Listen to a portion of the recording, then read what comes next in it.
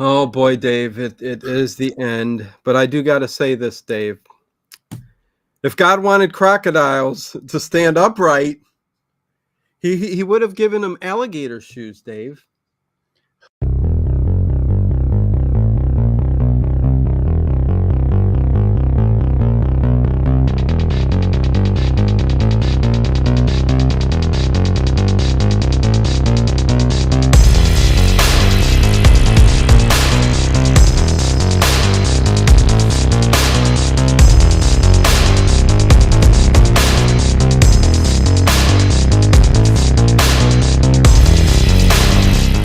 Is it just me? Ha ha ha. LOL. That was about as awful as this episode. Well, that was the joke in the episode. So yeah, I saw it. hey everybody, welcome to the Late Horror Show. I am Dino as always. That is Dave Plafay, supervisor, Section P, Marymount Archives, a repository for underground secret vaults is what it is, but we will talk about that. What an interesting episode. This was the very last episode of the series, Dave, and it's a shame to go out this way, people, but it was awful. It aired March 28th, 1975. We'll get into it, right, Dave? This was just terrible. And sorry about the chat on the side, restream. Not showing the chat and not working, so I don't know what to tell you, but we will get through this. Have fun. Listen to me and Dave. There we go. Hit that thumbs up button, please. We got to get to 100. It's the last episode. Come on. Yeah, we do. Yeah. Let's go off with a bang. But go ahead, Dave, man. It's a shame, right? Well, first of all, 7.4. 7.4. What are you thinking? I was so looking forward to this episode. And there were a lot of cool things that could have happened in the episode, but everyone was pretty much, hey, is our checks going to clear type of, situation. I think suitcases were packed. I think lighting equipment was on the truck, everything, because this episode just kind of, so many flaws. So even at the beginning where Darren McAvan, Carl Kolchak is talking to the other reporters, he's saying things that just don't sound scripted, He even said dumb, like he was, didn't know what to say, so he said it and they kept it in. It just was awful all around. And I hate to say that because boy, have we had a trip. And I don't know if this is the worst episode or not, Dave. No, it's still not. This is still better than Mr. Ring. Oh, by far. Okay, I might have to think about this one for the very worst one, because I love the whole cheesy lizard thing. We didn't get enough of it.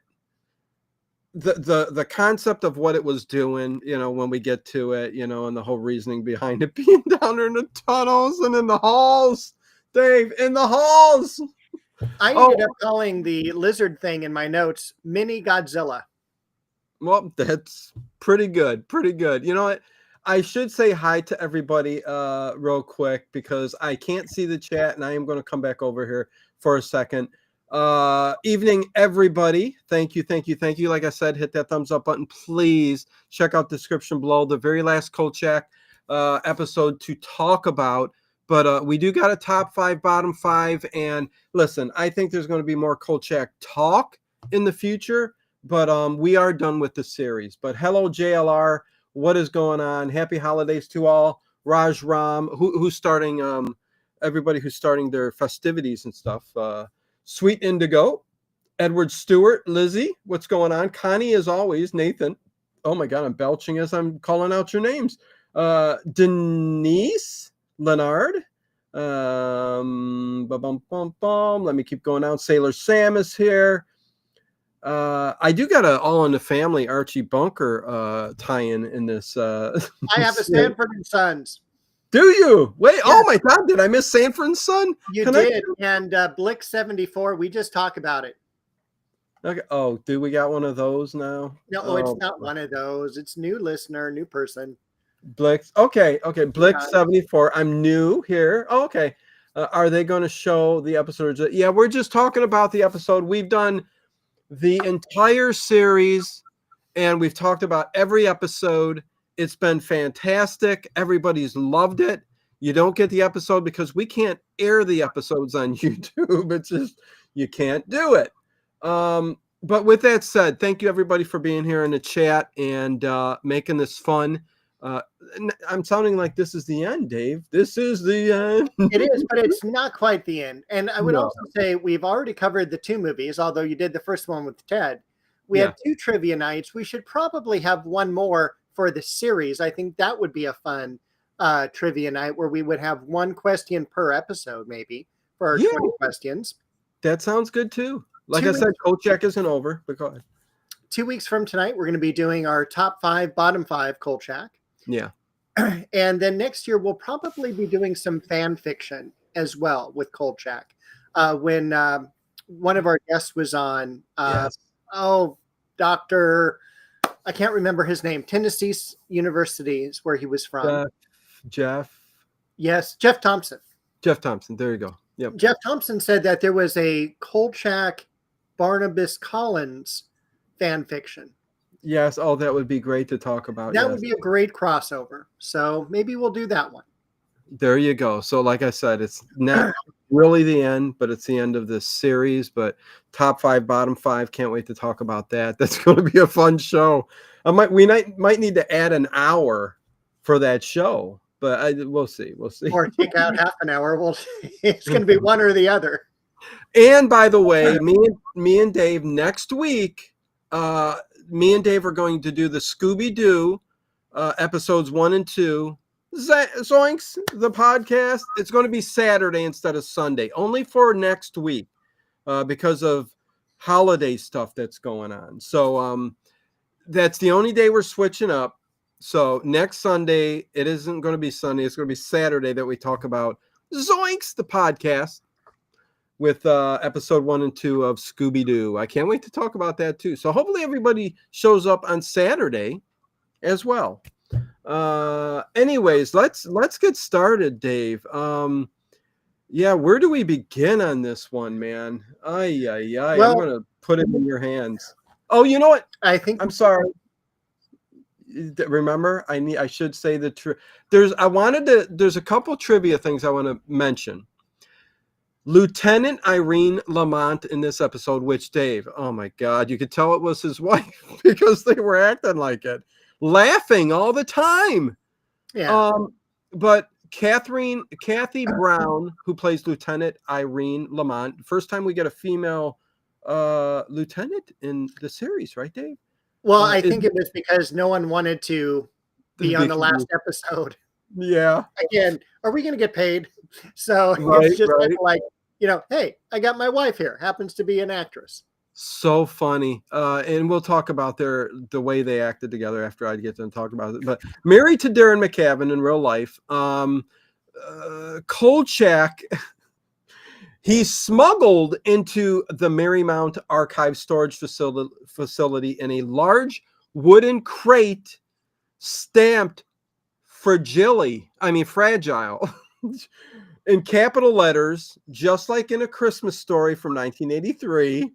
So I thought that was just a very funny tie-in with A Christmas Story. And then the body count is 2. We only get 2 deaths in here, but what did you think of all of that there, Dave?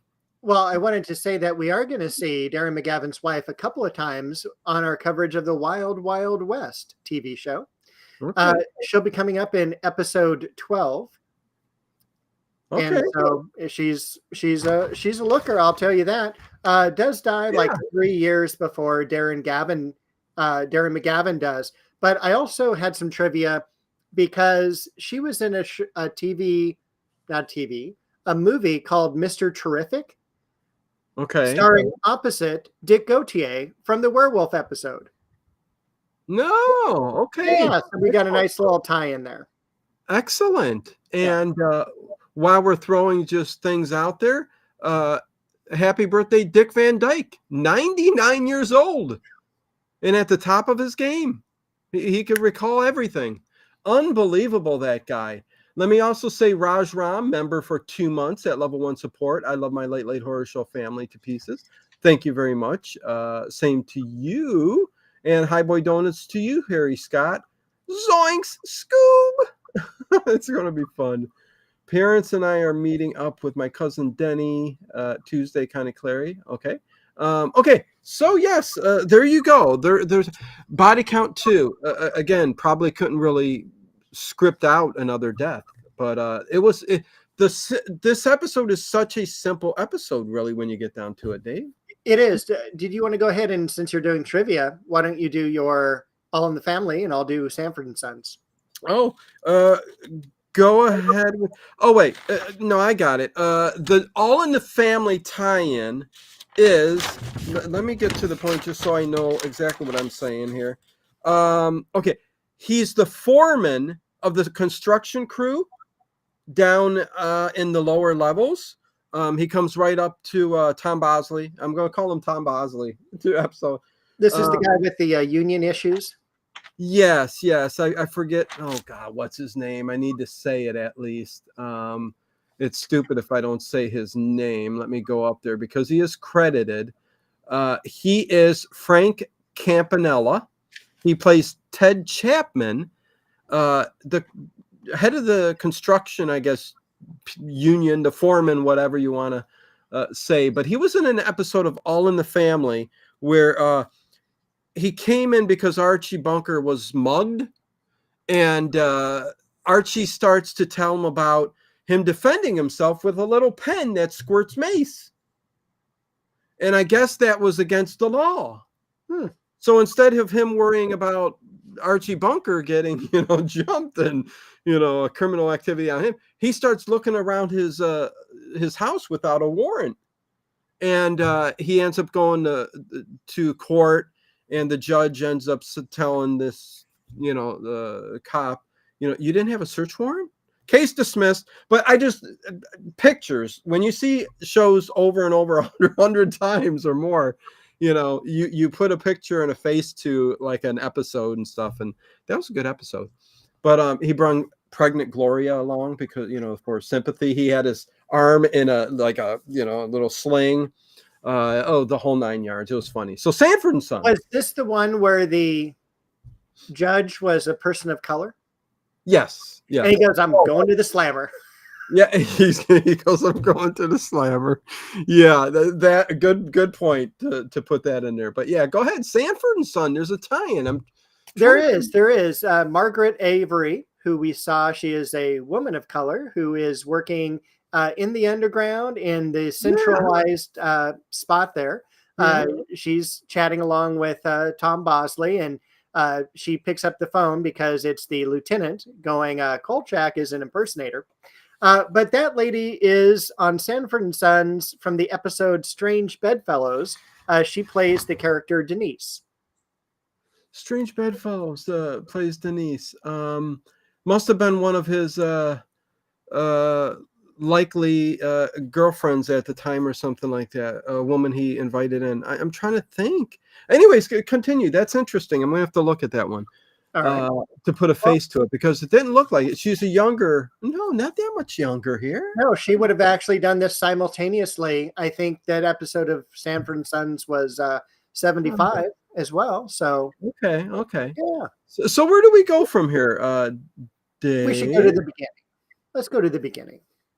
One of my favorite things, because it was a cross between The Prisoner and Get Smart, where we start off in this episode where Kolchak is driving this little electric vehial, 2 back wheels, 1 front wheel, and he's man, it's like he's drunk. He's drunk. Oh, dude, he is swerving all over, and I am surprised that he didn't crash into several walls, although he does during the episode. Yes. But he's driving, and he's looking over his shoulder because we know that there's some alligator creature coming after him.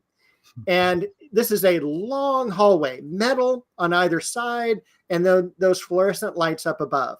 So that's why it kind of gave me the 60s spy kind of feeling about it, because there's no doors on either side of this long passageway.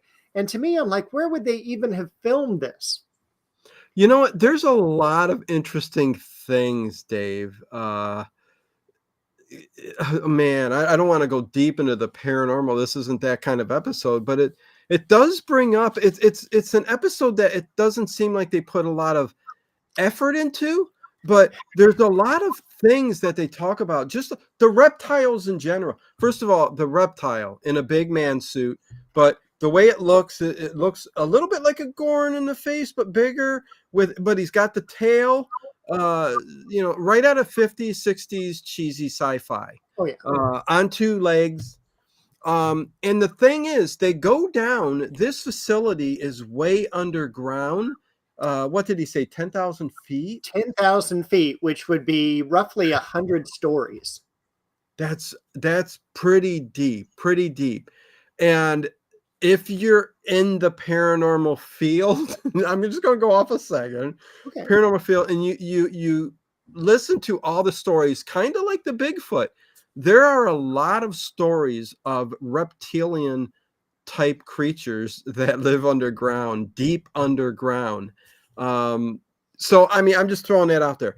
On top of there being an this Marymount Archives, the Vatican, the underground repository vaults. It's just finding the eggs and all that. There's a lot of interesting things between the lines that I'm like going, this is weird. It's a little weird, but they throw you off with all the cheesiness.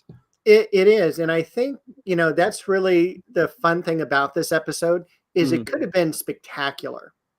It could have even been a two-parter. However, I mean, obviously the show's ending, but they do touch on so many interesting things. Even the egg, I wrote down that it reminded me of Alien, which is not going to be out yet for, another 4 or 5 years. Yeah. So they're touching on definitely a lot of ideas. And one of the things too, with the Vatican archives that just popped in, we're going to be talking about Father Malachi Martin in just a couple of weeks, early January, I think second or third Sunday. So stay tuned for that. Yeah, we got a couple really fun and for me exciting episodes coming up. This being one of them, top 5, bottom 5, and then the episode of Remembering Art Bell, the Paranormal Ones of the Night, talking about Father Malachi Martin, which is going to be just like you said, just so good. That may be the extra hour episode. You know what? It could be, because there's going to be a lot of deep stuff to talk about. But yeah, this one, man, with all that and everything I just said, set aside, it's kind of a simple story. Yeah, Dave, let's get into it. Let's start talking about it. So the idea is we have a cut screen because Kolchak pulls over in this. We go from this very geometric passageway into caverns, and he pulls over and he starts talking into the microphone. Let me tell you what happened. Yeah. And am I wrong, Dave? Is this the first episode where it didn't open right off with him sitting there talking on the recorder? Right. It literally took a couple minutes of him driving, and then he pulled over and did it. Yes. Okay. Yeah. Okay. So, yeah, I thought so. Yeah. So with this episode, we take a step back and we're in the cavern, and we have this one doctor guy. And Dr. James Verheider. Yes. Played by Albert Paulson, who is a fairly famous actor. You would know him from Mission Impossible. He was also on the Columbo episode, The Conspirators. And it's, again, kind of is a vampire-like creature. Just not someone you would really like. He plays kind of this Russian guy, I guess, and he's been wronged in the academic field. Basically, someone stole one of his crates with rocks in it, and just kind of another geologist took and put his label on it and had it sent to him, thus taking the credit for whatever discovery was made from the rocks and stuff. I thought that was kind of funny, but it was. But the last episode, Verheider, which it sounds more German to me. Professor Verheider, Russian. But anyways, that's the name that that's what they had said in the episode. So yeah, they did. You're right. Yeah, I did think that was a little weird. Yeah. But Oh, and when we get to, go ahead, Dave. When we get to this whole beginning here, and Dr. Verheider looking for those eggs and finding those eggs, I think it's kind of funny. There's some things I got to point out. okay, yeah, well, that's just really weird because we do go from this very, civilized hallway to something underneath the world, caverns, lights, and we're, basically chiseling and picking at a wall, and we find these eggs. In fact, we Thank find. you, Connie. Thank you, Connie Clary, $2 super chat. Thank you, Dino and Dave. Much appreciated. And yes, they chip and they find the eggs, Dave.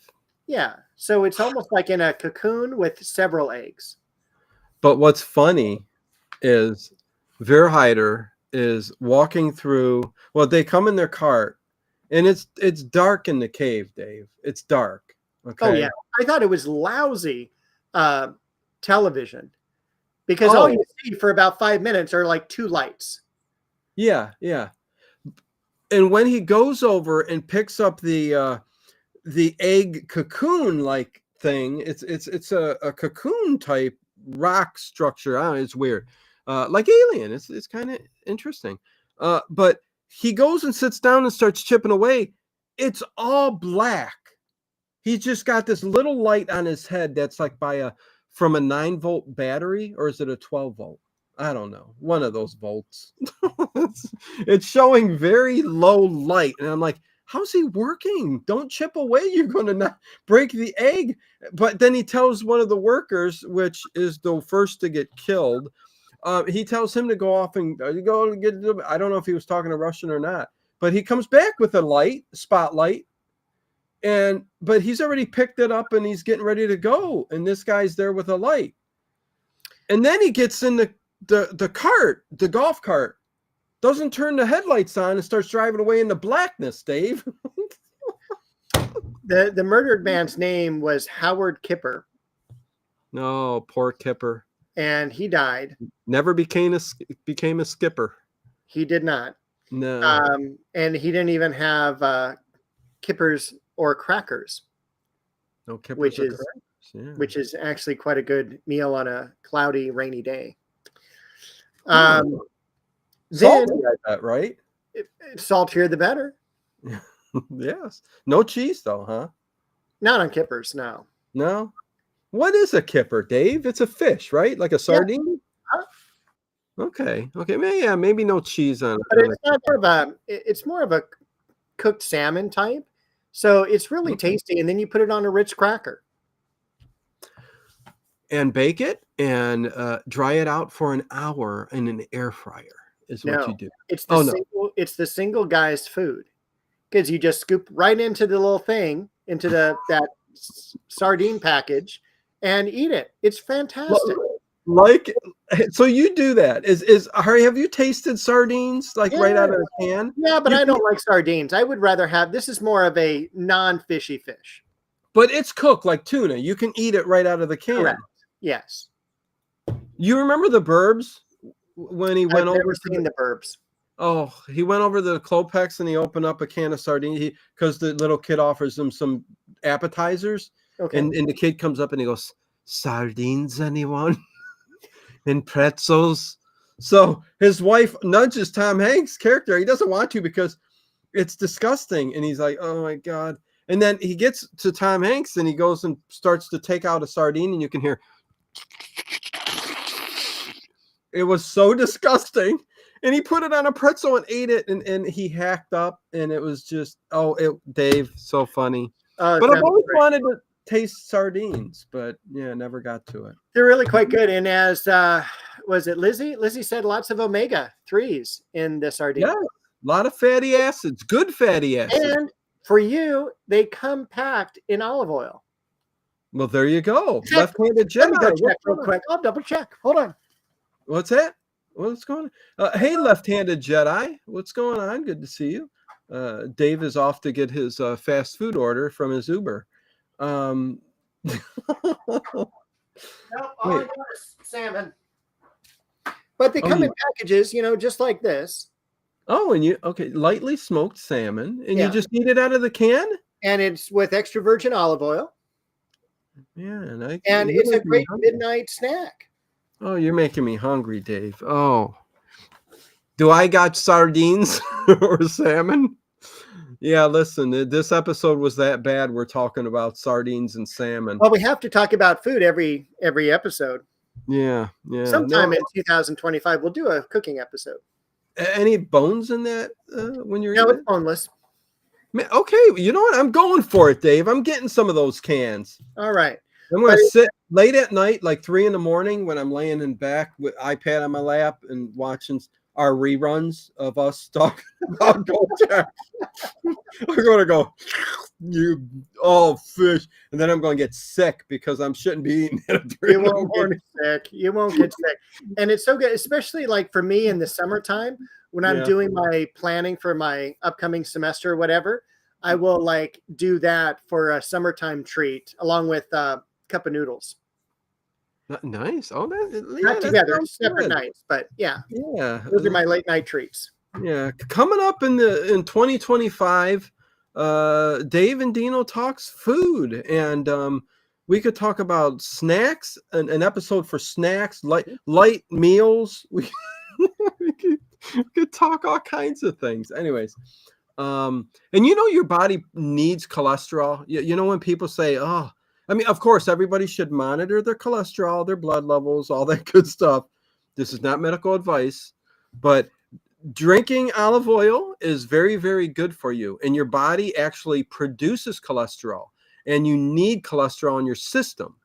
I mean, you can go overboard. Don't suck down a bottle of, but a tablespoon in the morning, tablespoon at night, very good for you. High in propophenols is what it's called. Look it up. Very good for your body. Anyways, Dave, we're going. Okay, let's go back. Comes up with propophenols.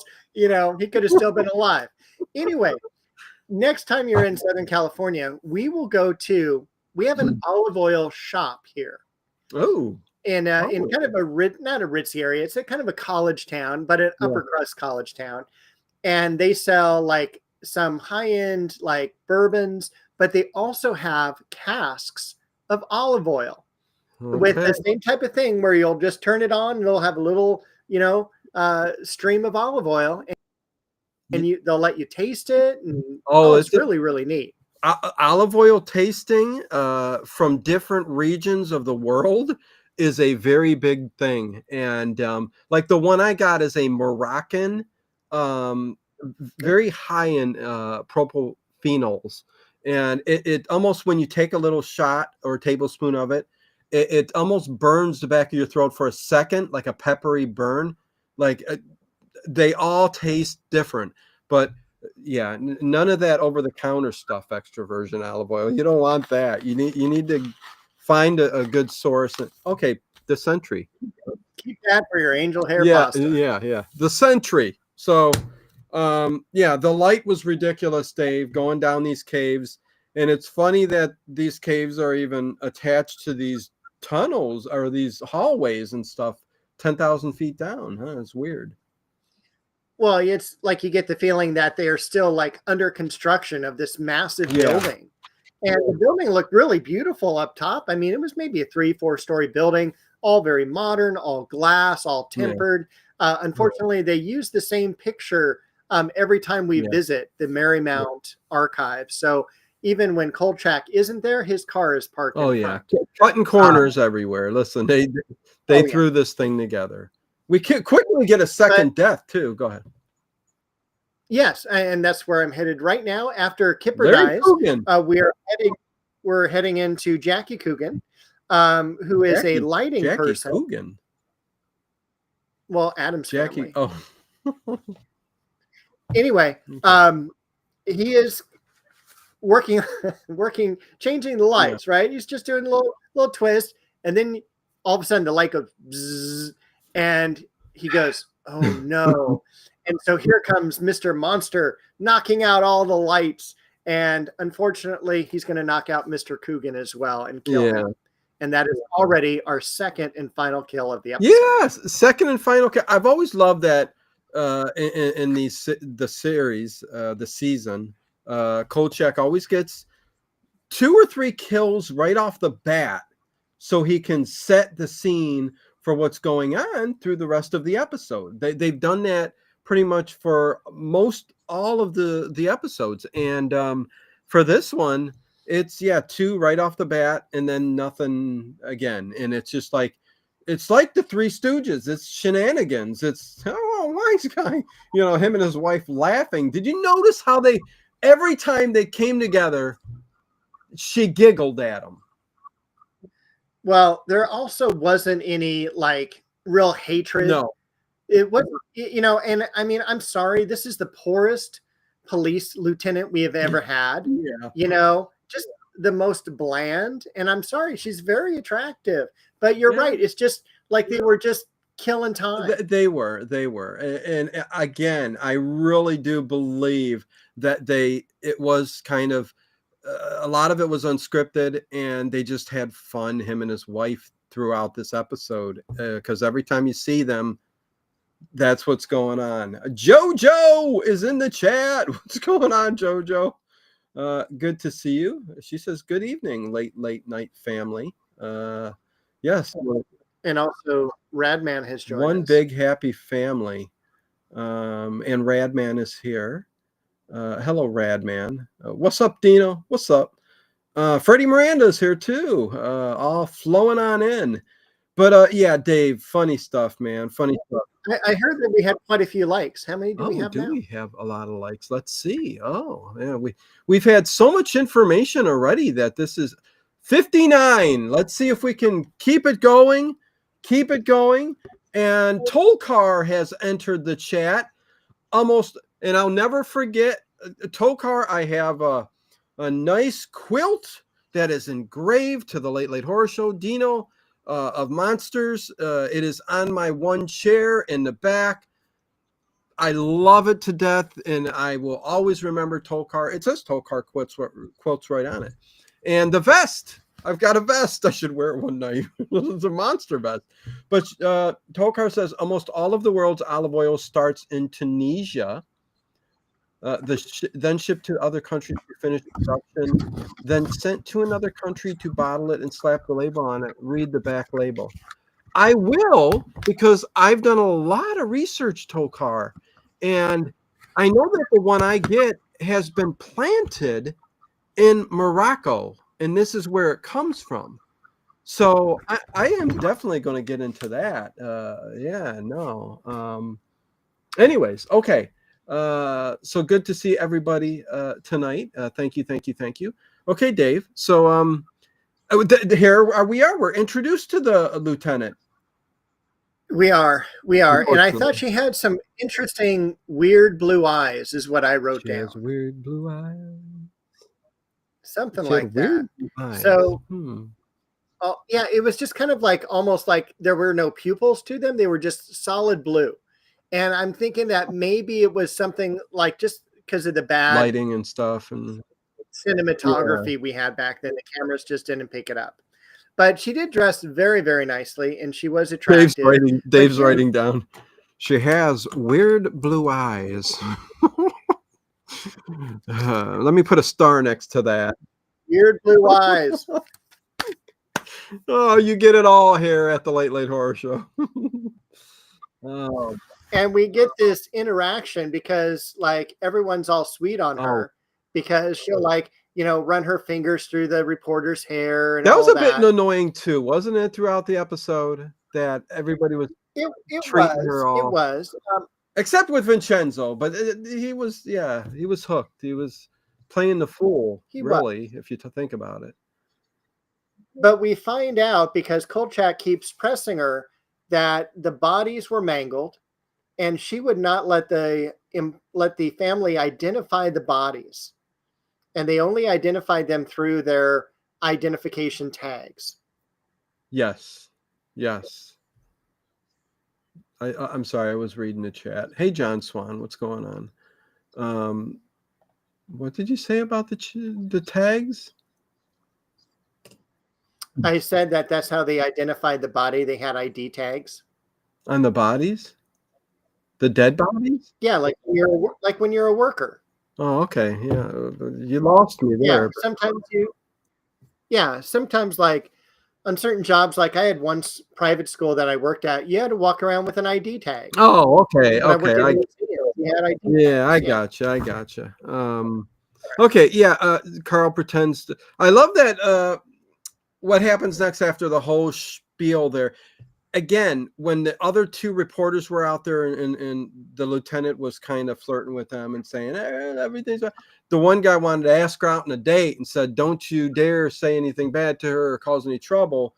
And that's what Kolchak said. He goes, he didn't know what to say. He goes, dumb, dummy, dummy. And then he walks in the room and I'm like going, what was that?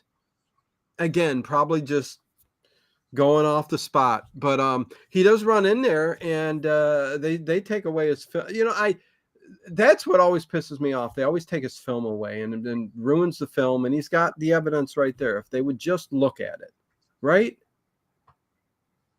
Yes. But she was trying to flirt with him too, and it wasn't working. He even says later on, if I had all the film that was ever taken away from me, it would stretch from like here to the moon. Did he say that? I missed it. I would have wrote it down. Yeah, toward the end, he said that. And then he's off to, because the coroner reports next, and he's off to the hospital to infiltrate the coroners, which there's 3 of them, and he becomes the 4th one, which is great.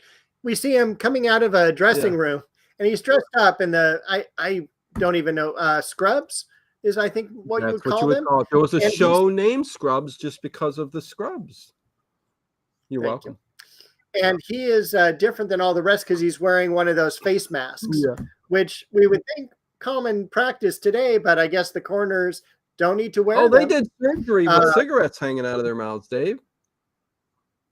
And if it fell in the ashes, he'd go, it's going to heal the wound. That's what it is. Some eating junior mints, in fact. Oh, that's kind of a remedy back in the day. Old ashes from like burnt wood, lots of tannins in that. I don't know what I'm talking about, but we can continue. But I love when he sneaks into the room, and right behind him, again, Dave, is the police and Lieutenant Irene. And she's looking at Kolchak laughing. Yeah. Cut. Irene, you got to stop laughing. Nope. Keep it in. I got to go home real quick. I got a new gig starting tonight, is what the photographer and the director said. Well, the coroner is Dr. Beckwith. I knew that was him. He was in 258 other TV shows, including 85 episodes of Give Me a Break. Give me a break, Dave. Which that's a lot of episodes. Dino and I will be singing. Give me a break. Listen, no previews. TV theme songs. That'll be, I think, in early February. Oh, that's going to be so hilarious. Oh, but my gosh. Dr. Beckwith was also in one of my favorite movies back in the 40s, My Favorite Brunette, with Bob Hope. Oh. And Dorothy Lamour. There you go. Gotta love the Bing Crosby, Bob Hope movies. J.O.B. is here. There needs to be a Kolchak action figure. I know there's a Kolchak action figure made. I've seen one. I'm going to look it up after the show, but I do believe there is a Kolchak action figure that has been made. I could be wrong. Shout Studios on YouTube is doing the Prisoner Marathon currently. I saw that, Rad Man. I saw that. It's funny how these companies are coming to YouTube and streaming their, sets of DVDs and Blu-rays that they release, which is kind of cool. I think that's kind of cool, but anyways, okay. There was also a question with Radman and Rajram about why the series ended. Okay, go ahead, Dave. You got this down pat. Well, there was a lot of discontent on the set. Darren McGavin was not the easiest person to work with, and for several reasons, they pulled the plug after one season. In fact, it didn't even I think they pulled the plug at episode 8, or 10. I mean, it was like really early on where we knew it wasn't going to be renewed for another season. Can you imagine doing the series and not even halfway through, it's canceled? And we did get good episodes later on, but it did start going bad, worse, good, good. You know what I mean? So that kind of sucked. And we did only pick up 3 more likes after I said, we had 59 likes 10 minutes ago. So if you guys can hit the thumbs up button, please. Thank you. We got to get to 100 or try. Yeah, and we had quite a few watchers. We've got 50 people watching. Yeah. So hit that thumbs up, everybody. Hit that thumbs up. And thank you. Yes. Kolchak, we've gotten the record for the quickest to 100 likes at, Dave, how many? It was between 6 and 7 minutes. Yeah, something like that. It was real. We'd have to go back and watch that episode again. I forget now. I got it written down somewhere. The Devil's Platform episode. Yes. So Rajram, as Dave said, they just too many issues. I think even the company had different opinions on what what this was supposed to be, like an offshoot or a third movie. Then they turned it into a series. Then things just didn't go right. And then people started bickering and then stuff like that. So yeah, it was kind of not off to a good start, even though the episodes were, it not getting a second season kind of sucked. But yeah, and Fractured Vision states that McGavin asked to leave, which he did. He wanted out of his contract. And he was working night and day producing with no credit. Yes. We've talked about all of this, really. And good to see you, Fractured Vision. McGavin didn't like the Monster of the Week stuff either. Yes. Me and Dave, we have talked about that, Dave, earlier on. Yes. And we know that the X-Files were inspired by the show. Oh, yes. And hello, Fulton Pierce.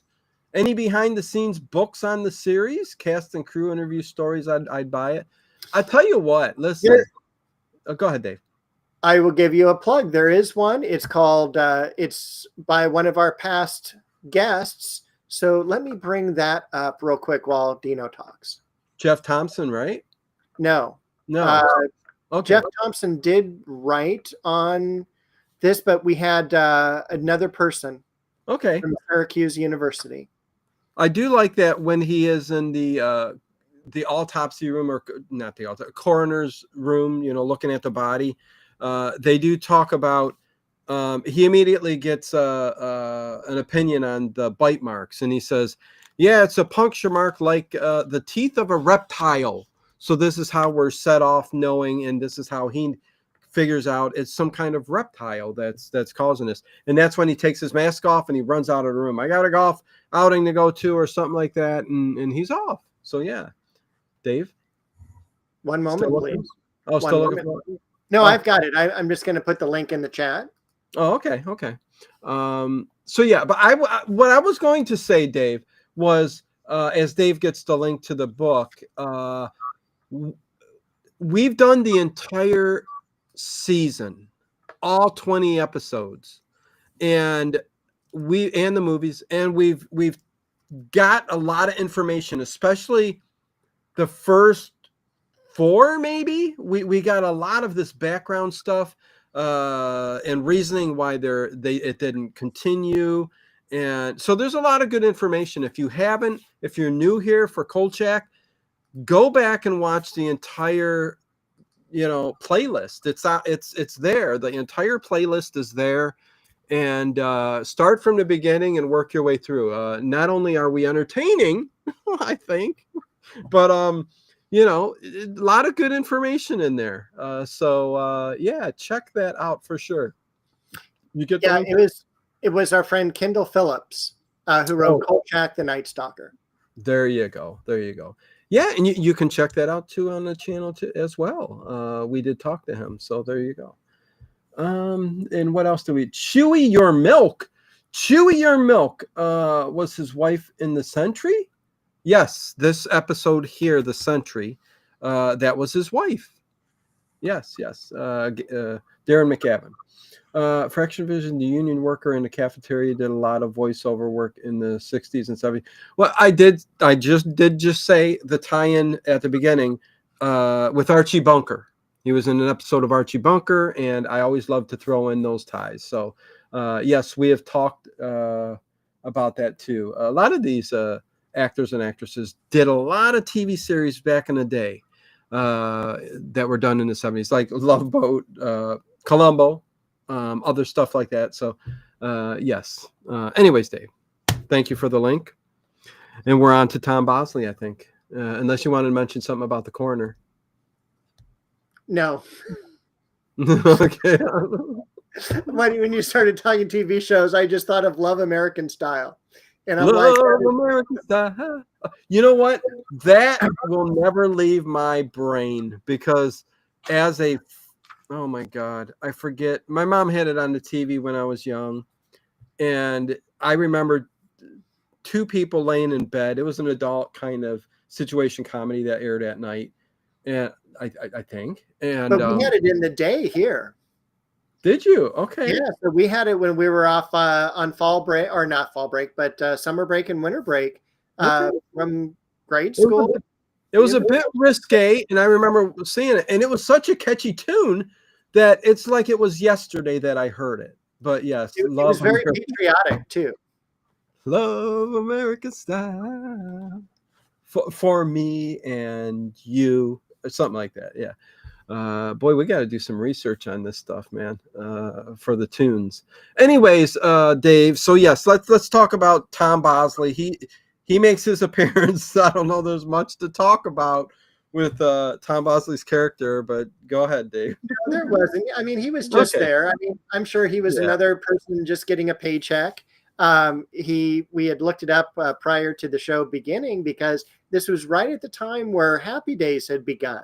So he was a popular name on TV. You're going to see him later on, of course, as Amos Tupper in Murder, She Wrote. He is was it the Father Dowling mysteries? Yep. As well. Just a wonderful person, and actually someone I wish I could have met before he passed away. Yes. You know, Tom Bosley is one of those guys, actors that I know he played Happy Days, and that's probably where you get this feeling from. But man, you would love him to be your uncle. You know what I mean? It's that voice and just how he was and how he interacted with, Richie on Happy. It's something you pull away from the character. And yeah, Tom Bosley's pretty cool. And he also did do an old time radio show he hosted. University Theater is what it was called, and did a lot of good shows back in the, I believe it was the late 60s, could have been early 70s. But Radman 197 asterisk, welcome to level 1 support. Thank you very much. Appreciate that. Every little bit helps. You're on your way to the Late Horror Show Hall of Fame, which I'm putting together, where there are at least 16 people who have been a member for at least 3 years or more. Half of them over 4 years. So there you go. Thank you. Hit that thumbs up button, please. And Dave, let's continue. Tom Bosley, manager of Marymount Archives. Not much to say about him except he takes Kolchak around. He does, and he gets tricked very easily. Where he is, and by the way, the link I just put in the chat is to the Love American Style theme. Okay, thank you. I'm sorry, I should have highlighted what I was doing. Yes. But yeah, like he's like, and who are you? And he's all like, I'm Kolchak, and I'm from the International Nickel place or whatever. Yeah. And to where his wife is gonna comment back going, he's always just been a bad penny, he's not a nickel by any means. That's a good one. And he gives his real name, Carl Kolchak. Well, he does. No alias. He should have given an alias. They didn't ask for ID. So no. And could have won the Hearts, man. Yeah. he's busy, man. He's flying in from Singapore and he's flying up to Manitoba and everything, going all over the world. He's all, I just have a few minutes. You need to show me the archives. And so he goes, sure, let's go down. And I guess the elevator drops at 200 feet per second. And so Bosley's just hanging out there and Kolchak's like grabbing his stomach going, oh my God. And popping his ears and popping his ears. Getting sick, holding his stomach. Oh, how could we drop this fast? We had a ride at Cedar Point over here, amusement park, about 45 minutes away. It's called the Demon Drop. Same kind of thing, drops real fast. People get sick and they get off of it. It's such a lovely thing. Maybe not. Did I miss anything in the chat? Emily Thompson is showed up. Hello, Emily. Morning coffee with Emily in the overnight stream. Good to see you. Good to see you. Okay. Go on, Dave. I know we got to go through this episode. Every time we turn down a corridor, there's someone yelling at Tom Bosley, which really upset me. One of them was a union guy, and he's all like, have you answered your phone lately? Because the union wants to talk to you, and, we're not happy with all the accidents that have happened, and we want double pay. So he's all, don't talk to me about union issues, right now. Yeah. And then he goes into the, Nerve Central where all the computing goes on. And that's where we see the doctor, the Russian guy, and he's yelling again about how, he wants a new lock on his door. And we're like unsure, that was just such an odd, random thing he was yelling for. And it's only later that we actually hear about he doesn't trust anybody.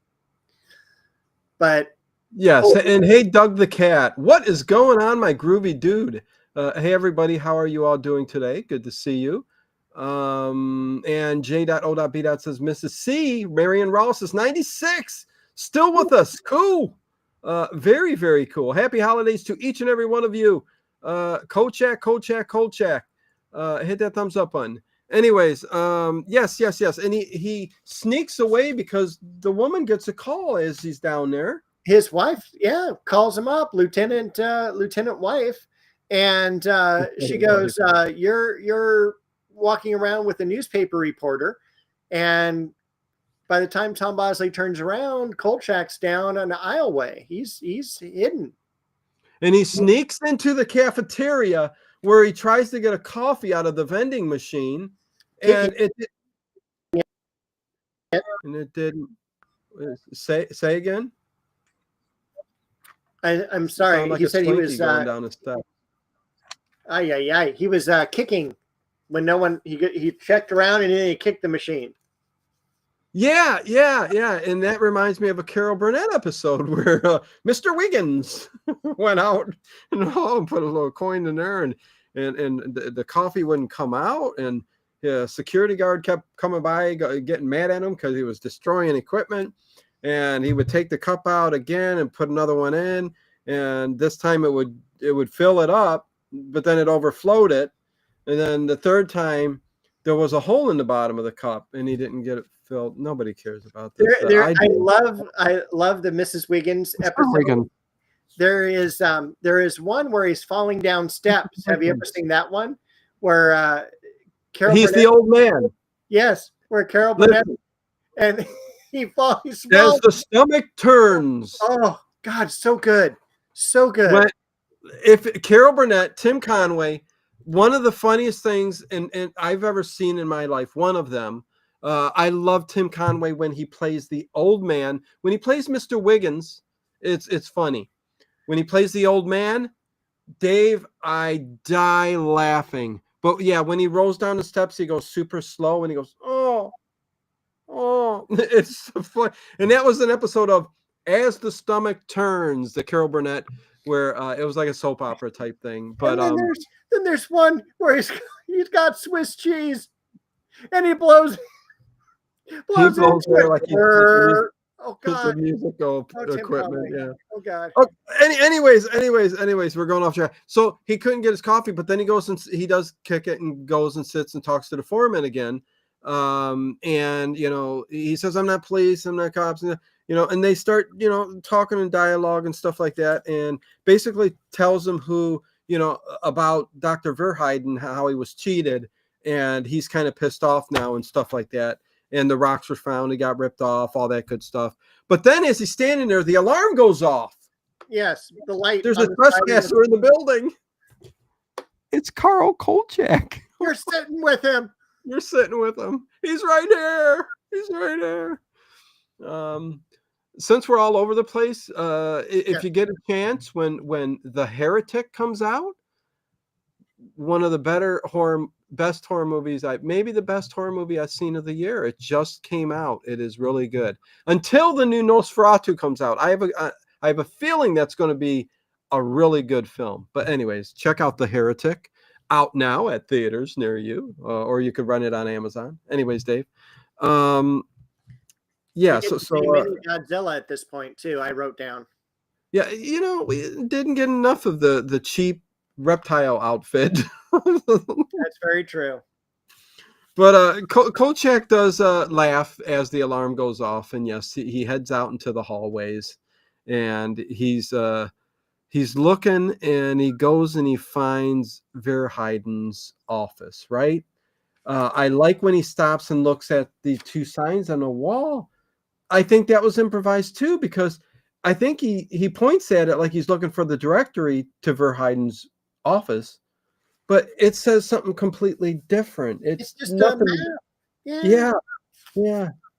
It says like Hall A, Hall C. There's no names on it. I'm like, how's this helping you? But it shouldn't be helping at all. And it's weird. Like, is the entire thing a plus? And then I hate it. I hated the way that they had the whole place done. Like M through Z this way, A through L this way, and it was just like, but then you look at it and it looks like a condominium map where you have 4 different wings. It's like a giant plus sign. I'm like, and then when they're talking in the cafeteria and he's all, this happened in, section R. And he goes, where's section R? He goes, Q, R. He goes, it's right next to Q. And I'm like, oh my God. Hello, Glenn Cox. And sorry, Emily, the refrigerator's out. That kind of sucks. Get your food outside if it's cold enough, right? It gets so cold here in Cleveland. And when I was a kid, I remember the electricity going out in the winter. That sucks. But luckily it didn't go out for long. I think it was like 6 hours. But put everything in bags because it was like 15 degrees outside. That's I think the ice caved a line or something like that. Bagged it all up, put it outside, and it stayed frozen. I mean, so if it's cold where you're at, just get it outside. But anyways, sorry to hear that. Here. No, not in Dave's neck of the woods. It would definitely. But he comes out of the hallways and the with the reptile chasing him, right? Yep. Thank you. And Glenn Cox says, when miners mess with eggs and tunnels, the subterranean creatures get nasty, and that's what this one does. And I love how it breaks through the walls. It's like, it's like kind of like a Godzilla would. Yeah, it was. Well, Godzilla's giant, but you get what I'm saying. Barney with an attitude. There you go. It's Barney with an attitude. Yeah, there you go. I was getting ready. I was waiting for him to talk and say, "Hey, everybody! Hey, kids!" Barney was. I had to watch it when my kids were young. I had to, and there was a little comfort there when Barney would come on. You get used to silly stuff like that, Same with the Wiggles. What was the other one? I forget. Anyways, let's move on. So Irene arrests him, Dave. She arrests him. Well, he sillily runs back into the cafeteria where everyone is being there. Well, he was almost killed by the reptile. He was. So as soon as she gets him arrested, he also runs into the head of the water department is there. Yeah, she says it's the water department, but it's military. kind of paranormal conspiracy thing that I talked about at the beginning of this episode, which, doesn't go too deep in it. But the military has invested interest in what's going on here. Dave, you falling asleep? No, I'm not. I'm reading the chat. Oh, your eyes kind of Because closed there's pretty- talk about Vincent Price, and Vincent Price isn't in this episode. Yeah, no, yeah, I'm sorry. I can't this week I can't see the chat as well, but I think everybody's picking their favorite avatar. There's Vincent Price to choose from.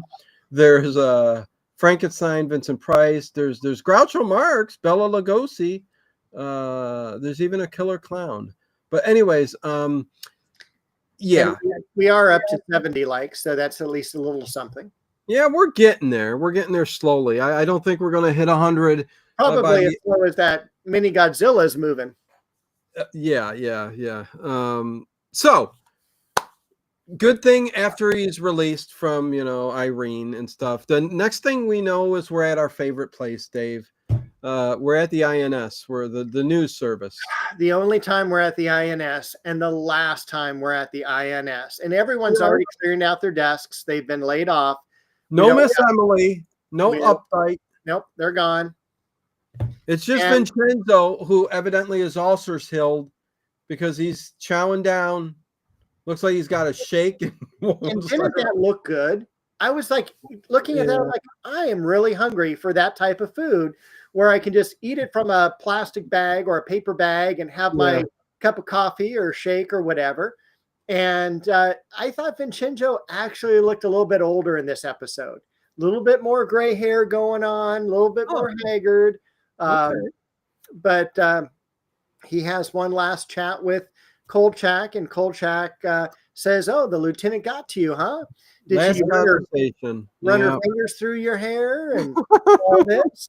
And he's all because there's a talk and conversation prior to that about because Vincenzo's telling him you're off that case and stuff like that, and he tells him, "Oh, okay, why? What did she promise you?" and all that stuff. And Vincenzo comes right out, and says she promised him the story. Yep, exclusive story. Yeah. Doing her womanly charm on him, Yeah. And Kolchak says, "Oh, you like her knees?" Something like that. Like what? She was a pretty cute lady. Yeah. So. Yeah, and she at this time We've said that 7 times, but go ahead. She was 44 years old in this episode. Yep. 44 years old. I personally like Kathy Lee Crosby in the last episode. I thought she actually listen. Except when they darkened her eyes. Yeah, right. Listen, Kathy Lee Crosby from the 70s, 80s is just she's a beauty. She's a beauty. She's 1 in a million, girl. 1 in a million, girl. I was gonna use the JJ Walker. She's dynamite. She's dynamite. So this is kind of sad here. My thoughts just it flashed before my eyes, Updike and all the interactions over the season with Kolchak and Miss Emily. Like I picture her at home on the rocker, stitching up a new hat. You know what I mean? She may be standing in line at the unemployment office. Or one of those. She's out on the town. She got a date. One of those walkers that you turn around and sit down on. That's what I was imagining. Didn't in one of the episodes she did use the dating service? Am I wrong?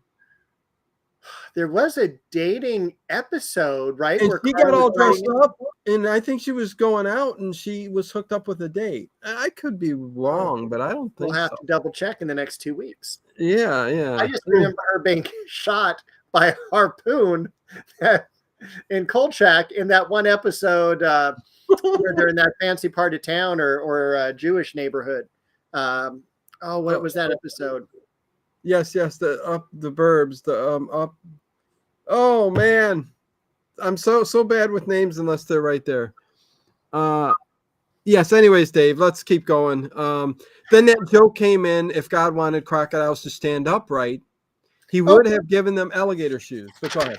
No, before that, we had him talking about Vincenzo, about his bicarbonate of soda put bubbles into his brain.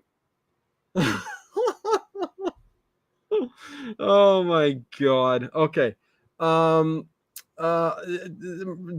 gotta find it. Hold on. Murder in the Heights. Is it? What is it? Yeah, Horror in the Heights. Horror in the House. Yeah, I had to get that. So, anyways, thank you. Okay. So, we move on. We are with the comedian, the guy who's telling all the jokes in prison, because he is out. And this guy was Cliff Norton, plays Arnie, and he was in 100+ episodes, including Here's Lucy. So that's why his career went down. Arnie Wisemore, ex-con. Carl was talking to him on the phone when he was at the news service talking to Vincenzo, and he was talking to him like this guy said, "Oh, do you want me to break Vincenzo's arms?" Yeah. And then the next scene and cut scene, when I see Arnie Wisemore, he ain't gonna break Vincenzo's arms. This guy was like you said, a comedian. He had a little Super Mario Brothers mustache. He wasn't going to hurt nobody. He couldn't even like break a thing of spaghetti. No, he didn't look like it. No. And he was talking like he was funny. Like he was just, I'm a comedian from the 70s. Here we go. And then they're in this garage, and I'm thinking they're working on Kolchak's car or something. No, they're not. They're building a box that says Fragile on the outside, and it's, what was it? What sensitive equipment or something, precision instruments is how it's labeled. To sneak him back into Marymount archives, to get down into the halls again. And at this point, we're like 75% of the way through the episode. And I'm like, wow, I mean, there really was not much to this episode. And he's got 15 minutes to basically close out the show down in the archives in the halls. Yeah. And I didn't buy the way that they brought that crate into the business. No. You bring it right through the main doors, right through the lobby. And there's people already waiting with a little like cart, and so they drop it, they drop the cart or the box onto the cart, and then they bring them down the 10,000 feet again. Yeah. And then they just like prop it up against a wall of the subterranean chambers. Yep. And he sneaks into Verheiden. I know we got to slowly get quick here. He sneaks into Verheiden's office. And this time he's looking all around, and there's Bo. Hello, Bo. What's going on? Good to see you. Hello, Dino. Why? I didn't know it talked. He's in Verheiden's office, and you see kind of like a lab, like Dracula's Frankenstein's lab. Wasn't a very good lab. I wish there was an Igor there, at least a half Igor. How would you like to be the prop person on this episode? Give me a lab, give me some shelves. I want rocks. A lot of rocks on the shelves. Yeah. And it's his office, and it says office on the door, and it doesn't look like an office. It looks more like a storage place. So they stuck him in a room in this multi-million-dollar facility that goes 10,000 feet deep, and he's in this just cheap storage area performing, things. And the door wasn't even locked. I mean, Kolchak just helped himself in. He did, and he sees that he had like broken open one of the eggs, and he's all, that doesn't look like a rock. That's like a gate or something like that. And the guy's all, please don't touch that. And as they're talking, all of a sudden they hear this growling, and then the lights go out, the walls get knocked down, and Mini Godzilla comes in. And there's this great fight. Kolchak's against the back wall taking pictures because the flash is scaring the Godzilla creature. Yeah. But then the doctor picks up this kind of tool that they use for, little excavation, and he hits him on the head Godzilla, and you can tell it's the plastic thing just goes right back up. Oh my God, it was so good, so good. Verheiden is dead. Oh, well, yeah, we think, but I mean, we don't know for sure. they say it later on, but yeah, I mean, Kolchak didn't run back in to help him. He took No, the heck because off. Kolchak runs out into the hallway, Ugh. and there's all these military guys there dressed up as water power people. Oh, and they got all beat up too. They pull Kolchak behind them, and they're having a big fight with the monster, and the monster just kicks their butt. And so they're all laid out, and that's when Kolchak realizes that these are military guys because they're all wearing dog tags. And snap a picture of him. He's snapping away. Yep. And he's head level with his wife. I mean, knee level.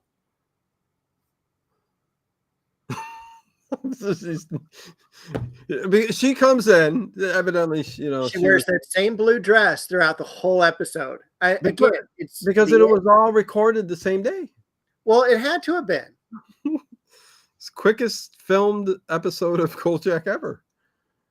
She says, Darren, I love this dress. I'm keeping it on. And they laughed and had a good time and went out to eat. Oh, that's what I want to do right now. With those weird blue eyes. Yeah, with those weird, yeah, that's. And did you want to say anything about DIY craft? Thank you very much. DIY craft, Q, $2 super sticker. What up? Thank you. That hippo, man, he's going to town. Chomp, chomp, chomp, chomp, chomp. Thank you very much, DIY Craft Q. I appreciate it. Always appreciate a super chat. Thank you very much. Again, you will get more Kolchak in the future, but this is the last episode again that we'll be talking about. It's. I think we're making it fun to talk about anyways, but to watch, it's again, we'll talk about whether it's the worst one. I think it's going to be in the bottom of both of our lists at least, but not in the bottom 5. Holy heck. Bottom 10, but not bottom 5. I've got some special ones in the bottom 5. Okay. I think Dave's already got his list together and he said, I'm not going to put this one in there. Okay. Anyways, wow. I am shocked. Okay. So we're wrapping this up quick, people. This has been fun. Anyways. So he gets interrogated by Colonel Brody. Is that where we're at next? That's because he knocks everybody up. He calls him a general at first. He goes, yes, I'm a colonel. He goes, well, you'll make general. Yeah, you'll make general. That's kind of funny. A little dig at him. But yeah, as they're interrogating him and stuff again, very quickly the lights go out and he runs off and the reptile knocks through the wall. He does. Very quickly. This reptile is just reptiles. I mean, well, here's the problem. I wrote this down. If you have eggs, you got a male, you got a female. Yeah. There's got to be 2. Well, I mean, are there lizards that can produce eggs and what's that? Hermaphrodites in the animal kingdom? I can say that when I talk about animal kingdom. You need at least both for eggs and like the reptile. Seahorses are that way. I don't know enough. They do not. You're the one that watches Skinwalker Ranch. Yeah. Anyways, there might be a male and a female running around. It might be how when Kolchak was on the cart and he took off from the one as he was going down, how did it get all the way at the other end real quick and it was in front of him again? Because it knows how to maneuver through the walls because obviously that's where it's living. And it goes from M to R without having to go through N and O. Well, it ended up in O. That's where Gavin kind of crashed into it. And it like hit the golf cart to the side. So good. That was so good.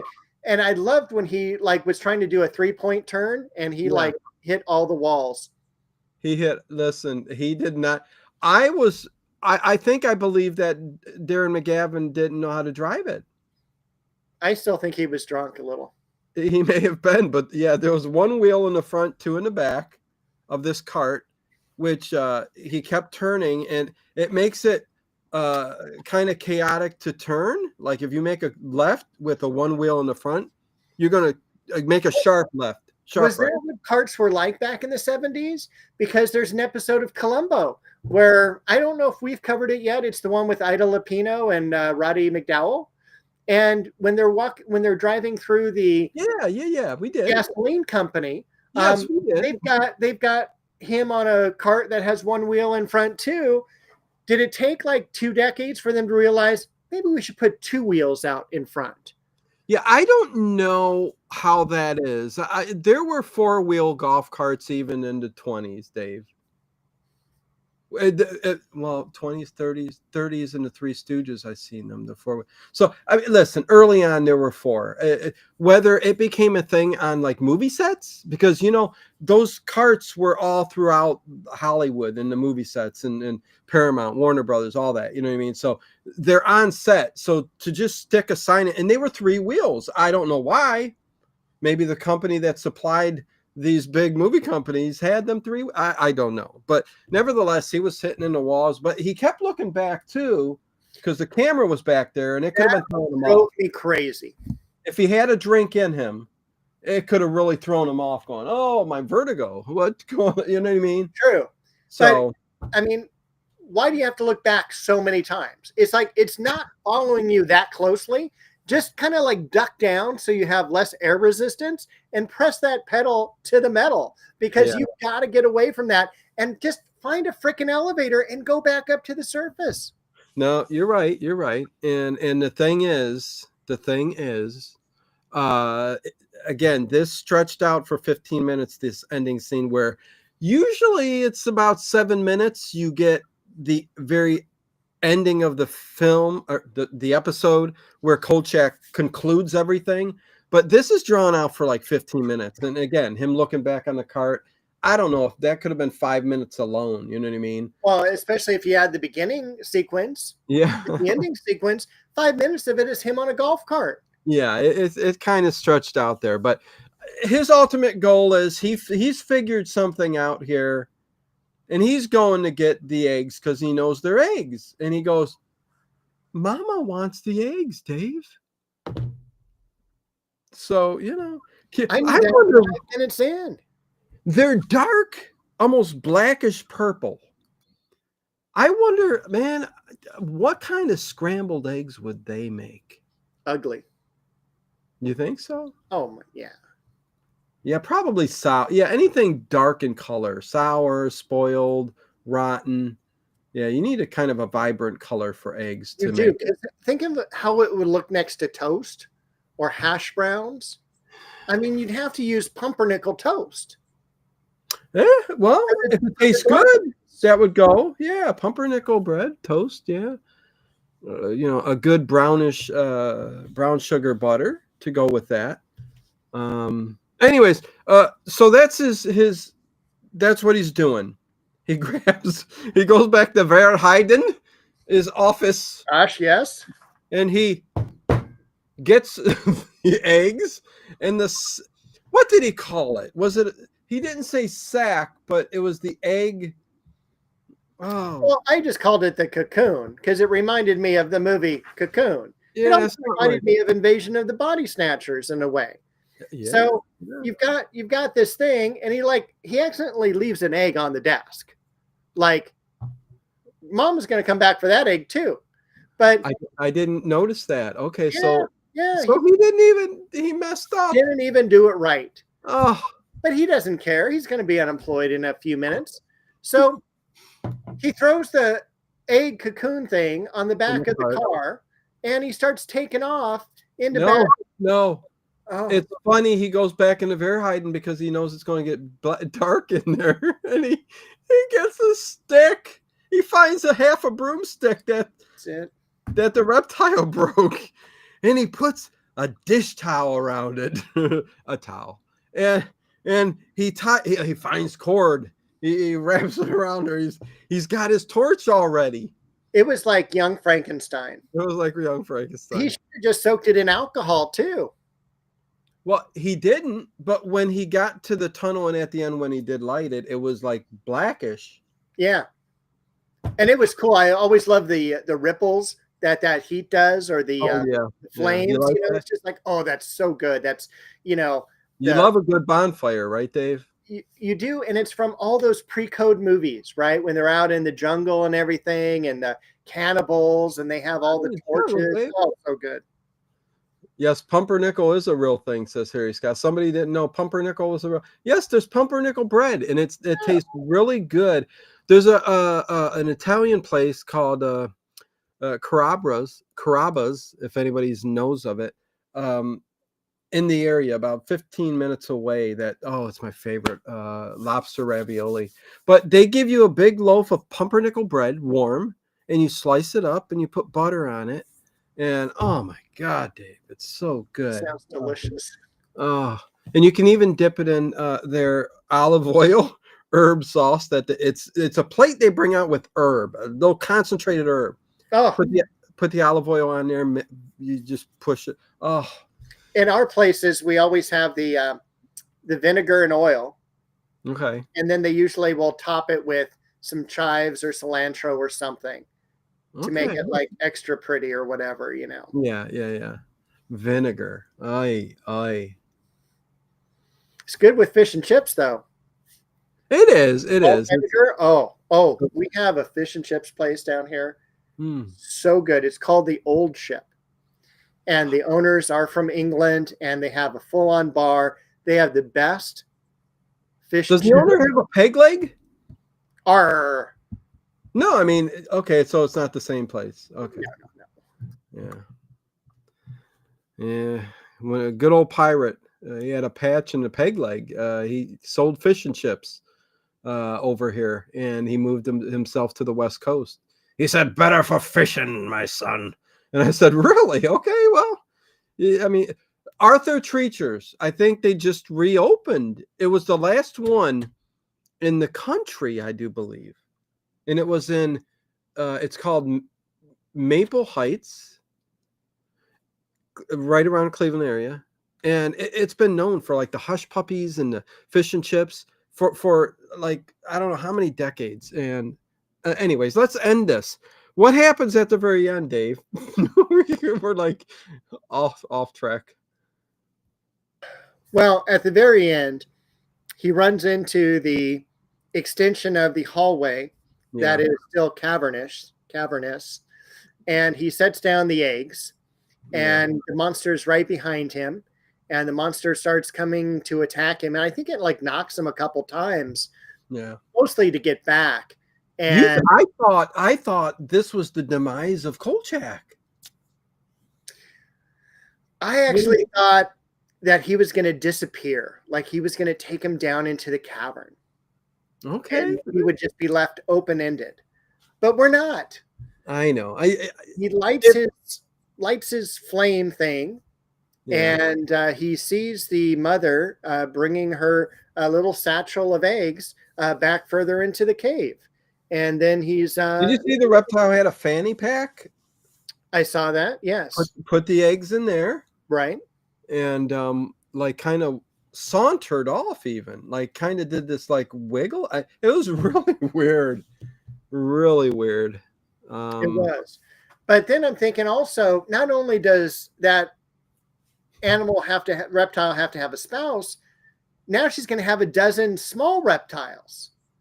Yeah, and the husband reptile has to take. Kolchak's made this worse for humanity. Well, listen, there's a whole civilization of reptiles down low, Dave. They've been down there for, can we say millions, gazillions of years? Gazillions. But, I mean, it's not a pair. Do you think a pair of reptilians just appeared down there? No. A family? I think there are millions of them and throughout the tunnel systems throughout the entire Earth. I think that's a whole nother episode. Well, I mean, yeah. I mean, we could talk about the reptilian woman who on our bell one of these days too. There's a whole episode on the reptilians, and it would make for a very interesting conversation. It would be, and not only that, we have also to talk about the Hollow Earth, what I was thinking of. Yeah. And just the interesting subterranean world that we have beneath us, especially since both of us live in a fairly large city. There's all sorts of things underground. So I wish I can get. I just saw this image of a map, which shows the Earth, and it shows the size of the Earth.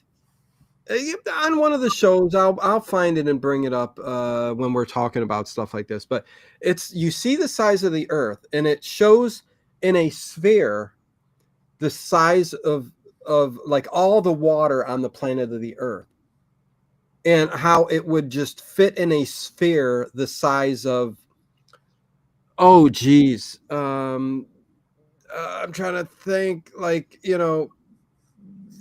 Texas. Okay. And you would think, because it's a sphere, you think because the Earth's covered with water, it's not that deep. I mean, there are places where, the water goes pretty deep, but in respect to the Earth, it's very, very shallow. So the point was, and then there's an even smaller part that shows the actual amount of breathable air on the planet. So you got this big Earth, then there's just tiny, all the water, and then all of the air is even smaller. And you go, wow, just our Earth is it's perfect. And it's this amazing ecosystem that when you dive deep, and we're not even talking about the inside of the planet. Did you know that I'm going off Chernobyl, Dave? Yes. Do you know that you look this up, there's a fungus, a new species of fungus that is feeding off all the radiation in Chernobyl. Wow. It's the Earth cleaning up that radiation, which would be there for how many millions of years? You know what I mean? And there's a fungus cleaning this up, living off of it. It's amazing. It's amazing. This type of stuff. Anyways, yeah, let's get back to Kolchak really quick and wind this up. All right. We have 80 likes already. Yay. So, thank you. At least we got 80. We didn't hit 100, but thank you for everybody. But yeah, Dave, I hate to say this, but man, this is a 5.0 for me out of 10. I mean, that's a little bit higher for me. It's maybe a 6.5 to 6.7. Really? Yeah. Okay. Just because of the possibilities and everything, but the overall acting, it was pretty bad. And if I had watched this early, I would have gone, this show stinks. But luckily we have greater episodes like the werewolf, which, by the way, you can find it on iTunes now. Dino uploaded it this week. Yes, I did. So thank you for that. The vampire. Let me throw that out real quick, Dave. Yeah. If anybody does listen to iTunes, iHeartRadio, any of your favorite podcasts, I very frequently throw up long stream formats that are on YouTube, streams that we do. The audio version of like this show and other shows ends up there eventually.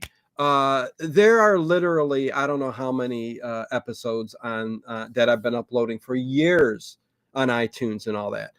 Go there, subscribe, and I would ask you to leave a rating, like a 5 stars or a comment for iTunes, just to give us that boost where the rocket will take off shooting. But yeah, you can listen to us on iTunes and Google Pod, anywhere you get your podcast, you can pretty much find it. So yeah, Dave brought that up. I just wanted to throw that out there. But what were you talking about, Dave? You said the last episode on iTunes, werewolf. What?